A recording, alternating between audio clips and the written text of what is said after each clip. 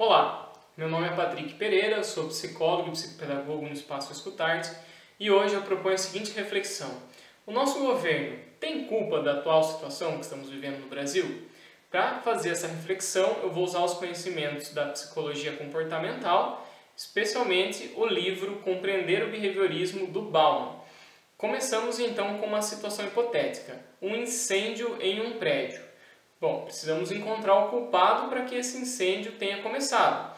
Uma análise descobriu que esse incêndio teve início em função de uma fiação elétrica.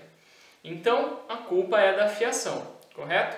Responsabilizamos a fiação e acabou a história?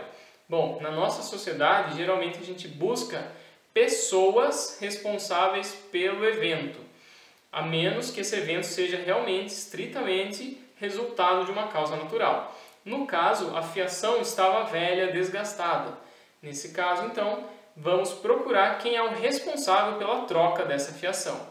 O nosso personagem fictício é o Jorge, que não trocou a fiação quando deveria ter sido feita a manutenção. Culpamos, então, Jorge pelo incêndio no prédio.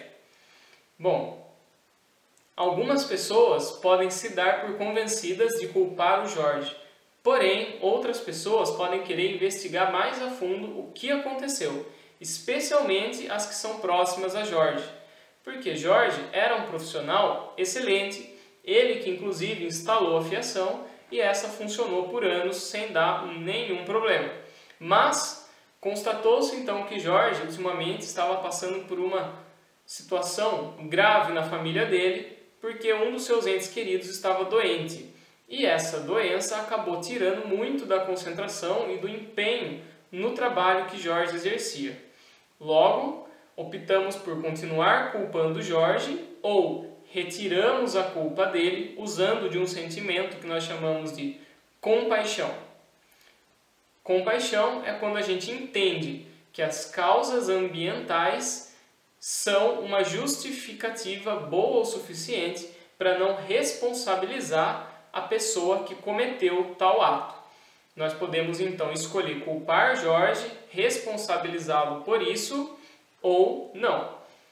E se nós temos um sentimento de compaixão muito desenvolvido por Jorge especialmente, ou em uma situação como essa, a gente vai encontrar então outros culpados, que pode ser essa doença, que propriamente dita não vai ser culpa de ninguém, ou a gente pode encontrar como culpado o gerente de Jorge, que não viu que ele estava com problemas, que não fez um trabalho ali junto aos recursos humanos, por exemplo. Nessa questão, nós precisamos então refletir que se a gente sempre buscar eventos ambientais para explicar alguma determinada situação, nós não vamos culpar ninguém. Mas quando a gente escolhe não culpar ninguém, a gente também deve escolher não dar mérito de nada para ninguém. Afinal de contas, se foi um evento ambiental que fez a pessoa errar, também vai ser um evento ambiental que vai fazer a pessoa acertar. E nesse ponto de vista, o livre-arbítrio não existiria. Trazendo a situação para os nossos políticos, se nós formos avaliar as ações deles e tentar identificar causas ambientais para elas, nenhum dos nossos políticos possivelmente vai ser culpado das ações que eles cometem, por mais absurdas que elas sejam.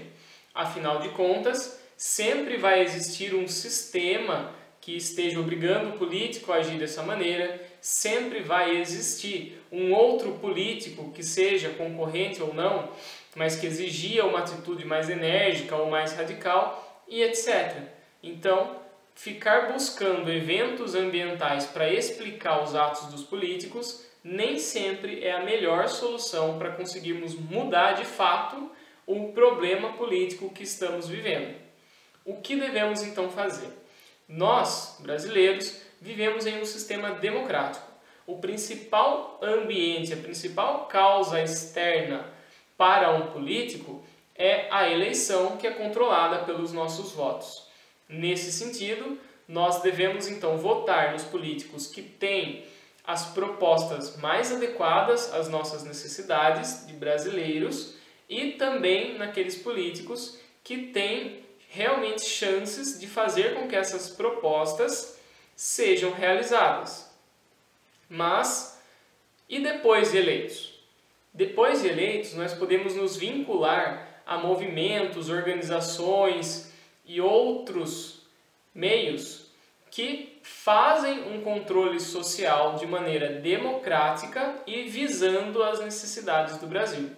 Quando a gente busca uma representatividade oficial, organizada, a nossa opinião ganha muito mais importância e eficiência do que a soma de likes, comentários ou compartilhamentos em redes sociais.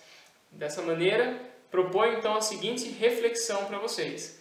Se é tão difícil encontrar as verdadeiras causas ou as verdadeiras culpas que levam os políticos a fazer as ações incorretas, podemos então de uma outra maneira ser o controle ou os eventos ambientais que aumentam as chances deles terem as ações e os comportamentos adequados aos cargos que ocupam.